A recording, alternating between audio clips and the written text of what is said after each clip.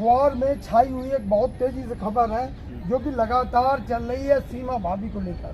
कहा जा रहा है कि पाकिस्तान से एक लेडी जो सीमा हैदर आई हैं, उन्होंने जो है हिंदुओं की संख्या बढ़ गई है, हिंदू धर्म के तमाम लोग सम्मान कर रहे दे रहे, वहीं ATS जांच भी कर रही है। तो आप पूरे मामले को कैसे देखते हैं? देखिए, सीमा हैदर का जहाँ तक सवाल है, सीमा हैदर इसकी कोई न तो मोहब्बत है और न ही वो जो कोई इंडिया के हिंदुओं से प्यार करने के लिए आई। सीमा हैदर एक स्लीपर सेल है। सीमा हैदर एक स्लीपर सेल है। मैं इसमें इस प्रकार से ये देखता हूँ कि सबसे पहले भारत सरकार इसमें फेलियर है। भारत के गृह मंत्री फेल हैं।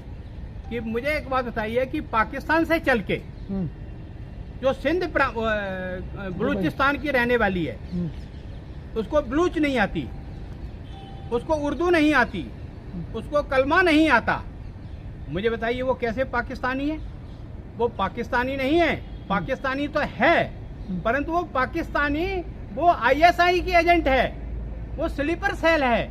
उसको इंडिया में जानबूझ करके आतंकवाद फैलाने के लिए बुलाया गया है। मतलब आपका कहना यह है कि इसके पीछे किसी और हाथ है?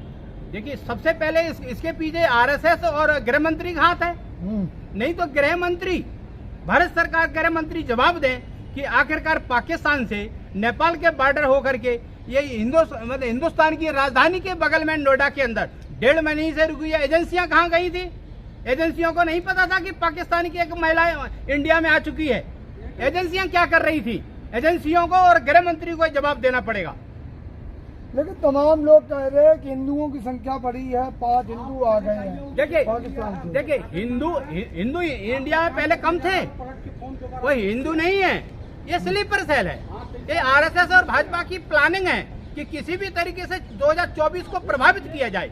और प्रभावित कैसे होगा? ऐसे ही प्रभावित होगा। तो शास्त्री, सवाल ये उठता है, जिस तरह से सीमा हैदर आई 4 बच्चों को लेके, इस तरह से कोई और भी आतंकवादी हमारे देश में घुस सकता है? बिल्कुल घुस सकता है कि एजेंसियां जब इस तरीके से एकदम शांत पड़ी हुई हैं, गृह मंत्री शांत पड़े हुए, प्रधानमंत्री शांत पड़े हुए, गृह मंत्री का जवाब नहीं है, प्रधानमंत्री का जवाब नहीं है, NSA डोमाल जी का जवाब नहीं है। मैं NSA को पर्सनली जो मैं जितनी उनकी इज्जत करता हूं कि उनसे बढ़िया इस देश के अंदर NSA नहीं मिला। परंतु मैं ये कहता हूं, डोमाल साहब, आपने सारा विश्व घूमा हुआ है, सारे विश्व की जानकारी आपको है। आखिरकार ये जानकारी आपको कैसे उपलब्ध नहीं हो पाई कि एक स्लीपर सेल की महिला पाकिस्तान से आकर के इंडिया में आकर के 1.5 महीने से रह रही है? आप क्या कर रहे थे? आपकी रॉ क्या कर रही थी? CBI क्या कर रही थी? पुलिस क्या कर रही थी? क्राइम ब्रांच क्या कर रही थी? ATS क्या कर रही थी? योगी सरकार क्या कर रही थी? वैसे तो आप बिल्डोजर बाबा हो, आप बिल्डोजर चलाने में 2 मिनट नहीं लगाते। आप इतने दिनों से वो घूम रही है, मीडिया को इंटरव्यू दे रही है, आपने अभी तक उसको क्यों नहीं अरेस्ट कराया? और आपने उसकी ATS से क्यों नहीं जांच कराई? आप जवाब दें इसके विषय में। लेकिन सीमा हैदर तो ये कह रही है कि हम सच्चा प्यार करते हैं और हम पाकिस्तान नहीं जाएंगे, चाहे यहाँ मुझे कोई भी सजा दे दी जाए, हमें मंजूर है। देखिए, सीमा हैदर जो स्लीपर सेल होते हैं वो इसी प्रकार से बातें करते हैं। आपने ये नहीं देखा बलूच की रहने वाली बलूच बोलती है? नहीं, हिंदी ऐसे बोलती है जैसे BHU का प्रोफेसर कोई बोल रहा हो, या हिंदी भाषी, हिंदी मतलब यूपी का कोई आदमी हिंदी बोल रहा हो। आपने देखा उसकी बात सुनी कि वो कहती है मैं 5वीं पढ़ी हूँ। अगर तुम 5वीं पढ़ी हो तो आप इंग्लिश इतनी अच्छी बोलती हो कि जैसे कोई जिसने ब्रिटिश लैंग्वेज की हो वैसे करके आप इंग्लिश बोल रही हैं। आप ये स्लीपर सेल नहीं है तो क्या है? 5वीं पढ़ा हुआ बच्चा इतनी अच्छी इंग्लिश बोल सकता है क्या?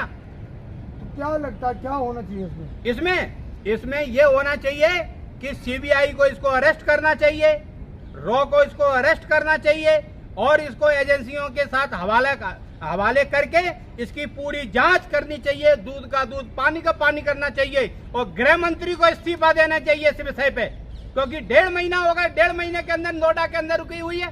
गृह मंत्री कहाँ सो रहे थे? गृह मंत्री अपने आप को सबसे ज्यादा चाणक्य कहते हैं। इस देश का चाणक्य कहाँ गया? तुम्हारी चाणक्य पना कहाँ चला गया? एक स्लीपर सेल की महिला आकर के इंडिया में आकर रहती है 1.5 महीने से। अब क्या कर रहे थे? आप इस्तीफा दीजिए इस विषय पे। आपकी एजेंसियां क्या कर रही थी? ये देश के साथ विश्वासघात है आपका। तो किस किस का इस्तीफा मांगा गया? सबसे पहले गृह मंत्री का इस्तीफा मांगा जाएगा। और सीबीआई के डायरेक्टर का इस्तीफा मांगा जाएगा। आप क्या कर रहे थे? वैसे सीबीआई छोटे से छोटे मामले के अंदर लोगों के यहाँ रेड कर देती है। आज तक सीबीआई वहां क्यों नहीं पहुंची? क्यों नहीं उसको अरेस्ट किया? कहां है सीबीआई? कहां है और एटीएस? कहां है क्राइम ब्रांच? आखिरकार है कहां? क्या गृह मंत्री को यह पता नहीं है कि गृह मंत्री ऑर्डर करे इसको तुरंत अरेस्ट करो? लेकिन सवाल ये उठता है कि अगर सचिन की जगह कोई मुस्लिम होता लड़का तो फिर इसमें कुछ कहानी और होती। इसमें के अंदर कहानी ये होती कि हिंदू मुस्लिम बात करके अभी तक राइट्स हो गए होते कंट्री के अंदर। ये आरएसएस और भाजपा की ये रणनीति है कि देश के अंदर किस तरीके से राइट कराए जाए और 2024 का इलेक्शन कैसे जीता जाए। लेकिन उन लोगों को क्या होगा जो स्वागत कर रहे थे और ये कह रहे थे कि भाभी जी आ गई, भाभी जी आ गई। जो स्वागत कर रहे हैं उसके बीच में आरएसएस और भाजपा के ही लोग हैं। हाँ। जैसे जिस तरीके से अरविंद केजरीवाल और अन्ना हजारे के आंदोलन को कामयाब आरएसएस वालों ने किया था, इसी तरीके से आरएसएस और भाजपा के लोग ही इसको कामयाब कर रहे हैं कि इंडिया के अंदर इस तरीके से हो, माहौल खराब हो। मौर्य जी किस तरह देखते हो पूरे मुद्दे को? मैं कल एक संकेत प्रवक्ता है राकेश जैन जी का मैं इंटरव्यू देख रहा था यूट्यूब पर। मैं उसके कुछ क्षण बता रहा हूँ। उन्होंने कहा कि हमारा भाजपा का नारा है बेटी बचाओ, बेटी पढ़ाओ और बेटियों को सुरक्षा दो, चाहे वो किसी भी समुदाय की हो। उन्होंने कहा कि हमारे यहाँ एक सीमा नामक महिला आई है, हम उसको सुरक्षा प्रदान करेंगे। उन्होंने साफ कर दिया कि ये स्लीपर सेल है हमारा। उसके बाद से कल दिन में एटीएस ने अपनी सक्रियता बढ़ाई, उसको लिया। कुछ जानकारी आज टीवी से मिली है कि उसके मोबाइलों से 700 वीडियो यहाँ से पाकिस्तान को भेजी गई हैं और जो शंकाएं हैं वो गहराती चली जा रही हैं। लेकिन सवाल यहाँ उठता है कि वो 60 दिन से भारत के विभिन्न इलाकों में जा रही है, दिल्ली में घूम रही है, नोएडा में घूम रही है, गाजियाबाद में घूम रही है। आखिरकार हमारी एजेंसियां क्या कर रही थी? क्या जिस नेपाल के रास्ते से वो आई है, रुपहड़िया के बॉर्डर से, वहां पर तमाम तरह की एजेंसियां हैं, क्या उनकी परख में कोई कमी आ गई? तो ये लगता है कि जो सचिन है उसको मोहरा बनाया गया? देखिए, ये कूटनीति का आईएसआई का फंडामेंटल है। इसको ना किसी दरगाह में रखा गया, ना किसी मस्जिद में रखा गया, ना किसी मदरसे में रखा गया, ना किसी मुस्लिम घर में रखा गया। इन्होंने एक मीणा जाति के युवक को चुना, उसको अपने शिकंजे में लिया, चाहे वो अपने प्रलोभन में लिया, चाहे प्यार के नाते लिया, चाहे कोई आर्थिक लोभन के नाते लिया। इन्होंने एक दलित समुदाय के घर को निशाना बनाया है ताकि ये आरोप मुस्लिम समुदाय दलित नहीं है, वो ठाकुर है। लेकिन ये कहा जा रहा है कि दो दिलों का प्यार है।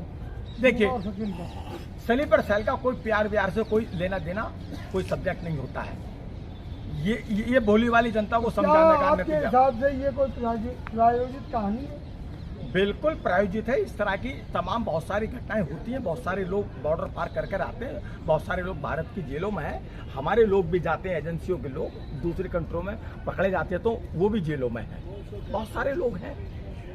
ये जो लोग कह रहे कि इनको पाकिस्तान भेजो, ये पाकिस्तान तो नहीं जा पाएगी, क्योंकि पाकिस्तान के एक नागरिक अवैध रूप से हमारे भारत में उसने प्रवेश किया है और सचिन नामक परिवार ने जो मीणा जाति से है उसने इसको संरक्षण दिया है। उस पर भी वही आरोप लगने चाहिए, वही धारा लगनी चाहिए जो एक देशद्रोही पर लगनी चाहती है। उसने एक अवैध रूप से प्रवेश किए नागरिक को भारत में शरण दी है।